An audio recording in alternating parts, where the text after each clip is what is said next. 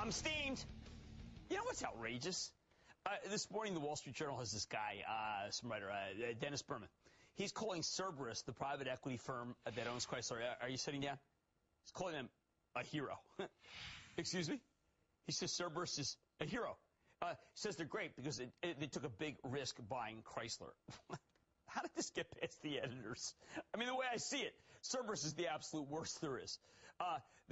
We don't need another hero if they're a hero, to quote Kramer fave Tina Turner. They probably have more money than any other private equity outfit in the world, but they can't put up their own cash to bail out Chrysler. Instead, these fat cats, and they are like the definition of fat cats, have the chutzpah to go to Congress and then the president to ask for money to bail out a company that they own. Now, this guy, Berman, notice I didn't call him a clown because I am well above that kind of thing now, in the spirit of Lincoln or perhaps even Jefferson Davis. This guy, Berman, is calling Cerberus gutsy for buying Chrysler, for risking the capital. Well, risking the capital. They weren't being bold or gutsy. They thought it was going to be a cheap and easy way to fire a lot of people and make money. Good story on Bloomberg today about how these guys make all their money firing people. And it seems like that they're like almost like, I know they're not heartless, but they're great at firing. How courageous of them. Cerberus repeatedly told us that things were great. I mean, how many times did you hear this guy, Bob, I wrecked Home Depot, and all I got was this lousy T-shirt and, of course, $200 million. Nardelli tell us everything was terrific. I mean, don't you? Look, come on. I mean, you know, is there no shame? Is there no shame? All right, now, that's a reference to Point of Order and Joe McCarthy. And now, Cerberus comes to us, hat in hand, of course, asking for money to bail out this company they own. I have to, again, just because, like, he's on all the time, and I want him to know that not every show says he's the greatest guy on earth, nor Jon Snow. I mean, Jon Snow, job. Snow, job. Snow, job. Anyway, you know what? If Cerberus thinks it's a good idea, if they want to be gutsy and risk some capital, they should put more of their own money into Chrysler. Why not? Hey, think about it. If it were anything but an auto company, that's exactly what they'd have to do. I mean, to me, it looks like the guys at Cerberus are connected in Washington.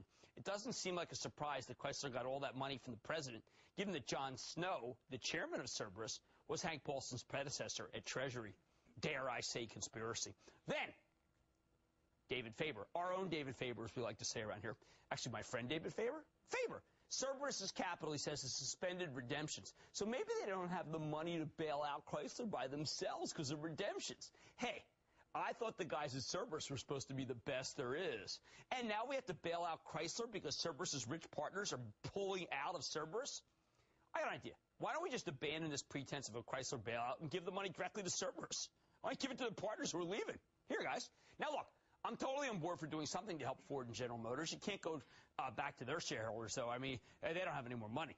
Nobody wants their paper either. The government will need to pay to keep them going. But Cerberus is a private company. Since when do we bail them out? Why can't they just have Chrysler file for bankruptcy or fund it themselves? Besides, Cerberus is a fund that's largely for rich people, though Jon Snow always comes on and says it's a widows and orphans fund. Give me a break.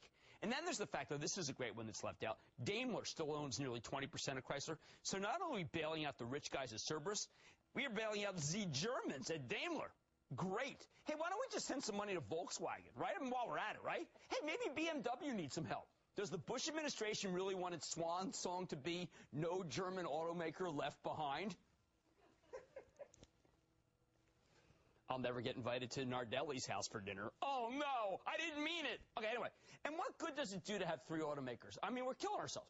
We should be killing Chrysler instead, or at least leaving its fate up to Cerberus, the company that took such a big risk buying Chrysler last year. Now, I am not going to shed any tears, crocodile or otherwise, if Cerberus loses $7.4 billion, the amount of pay for Chrysler, and neither should you. Hey, that's called risk. Let's not forget that Cerberus got $800 million in cash from Daimler to take over Chrysler either.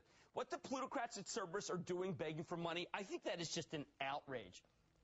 But it's even worse that somebody would actually praise these jokers. Just trying to make a little point here. Perhaps I've missed the point. Okay.